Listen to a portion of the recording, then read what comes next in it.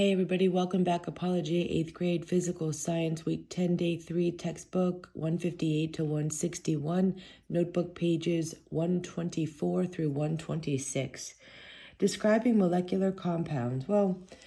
Molecular compounds are compounds formed when atoms share electrons in covalent bonds.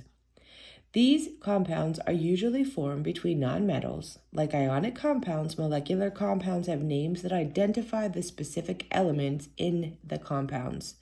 They, too, have formulas that match those names and tell us the composition of the molecules.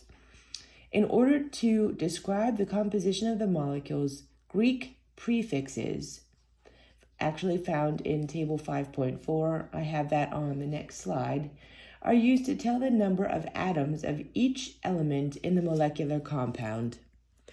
All right, so for example, if there was one ion, it would be mono.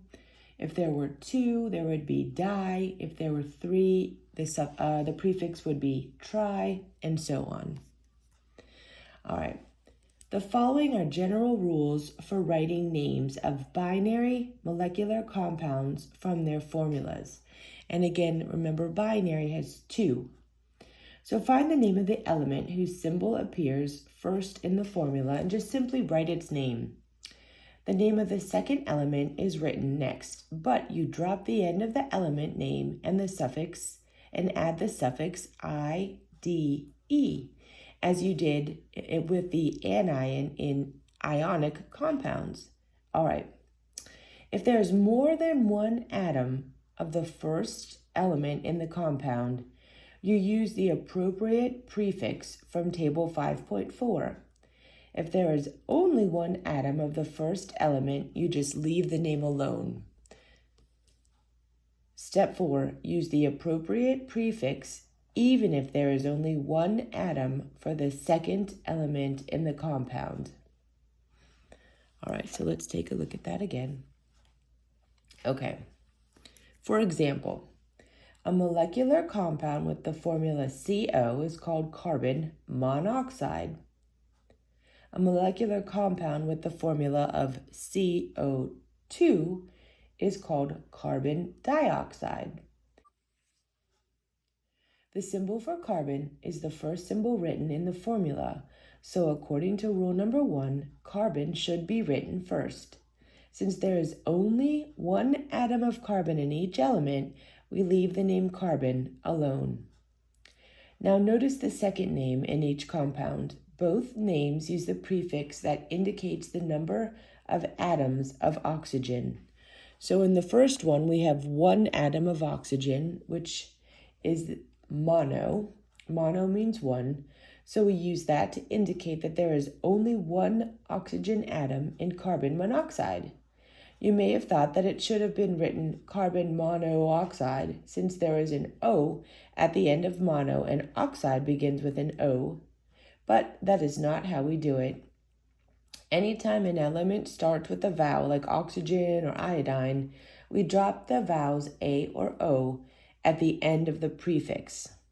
All right, di, down here, means two, so it tells us that there's two oxygen atoms.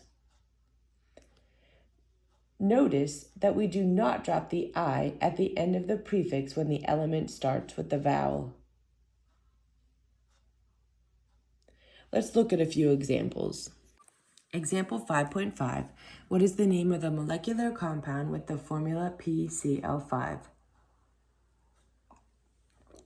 Using the table of atomic numbers and element symbols, look up the symbol P.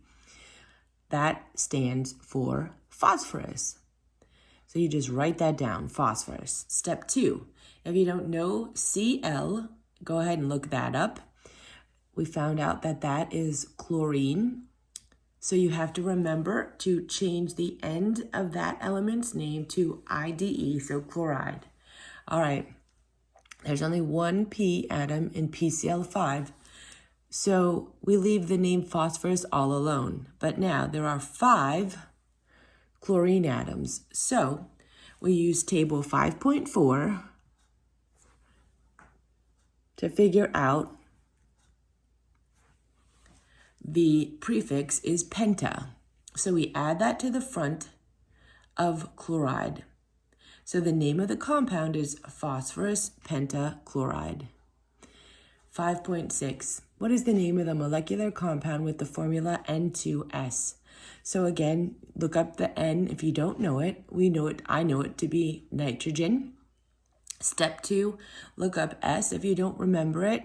I know it's sulfur, but remember, on the second element, you change the ending to IDE, so then that becomes sulfide.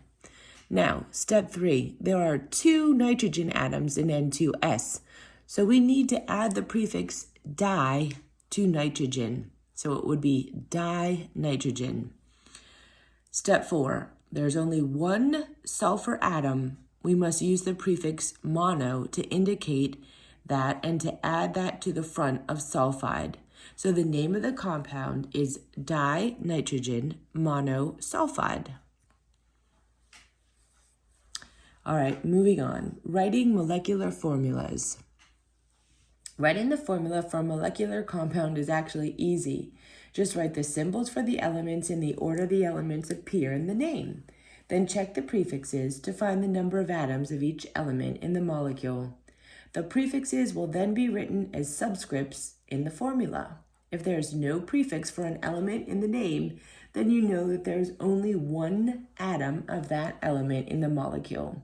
For example, what is the formula for dinitrogen pentoxide?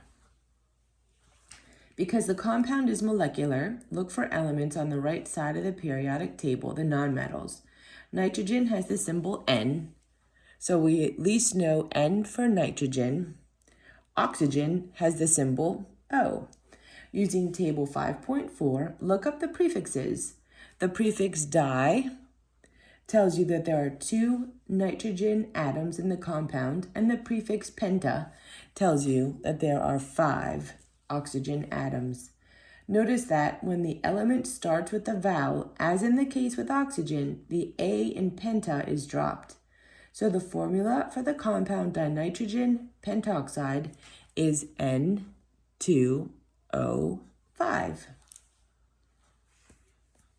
All right, on your own, 5.4. What do the name and formula of a molecular compound describe? The name and formula of the molecular compound describe the type of element and the number of atoms of each element in a compound. 5.5, write the names or formulas for the following molecular compounds. N2O4. So this tells me that there are 2 nitrogen, so di equals 2. Dinitrogen, if there is 4 oxygen, it's tetraoxide, so dinitrogen tetraoxide. PCl3, nothing for the phosphorus because it's just 1 atom at the front of the binary compound. And Cl3 tells us that it is trichloride. 3 means tri, so phosphorus trichloride. Diphosphorus pentoxide, P2O5. Remember, di means 2 and penta equals 5. So we have diphosphorus pentoxide, P2O5. Selenium hexafluoride. Selenium is Fe. Hexa is 6, so SeF6 is hexafluoride.